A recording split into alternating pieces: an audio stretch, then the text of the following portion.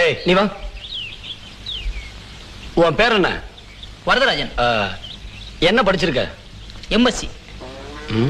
டே எம்எஸ்சின்னா என்னடா? நான் அப்புறமா சொல்றேன்.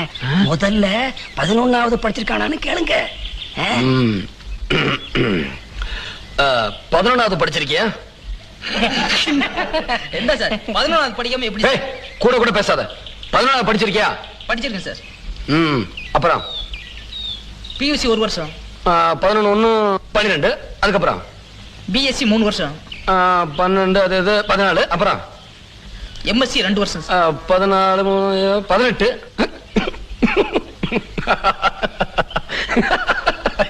என்னப்பா இது? என்ன படிச்சிருக்கீங்க? 18வது படிச்சிருக்க. 18வது படிச்சேன்னு சொல்ல வேண்டியதானே?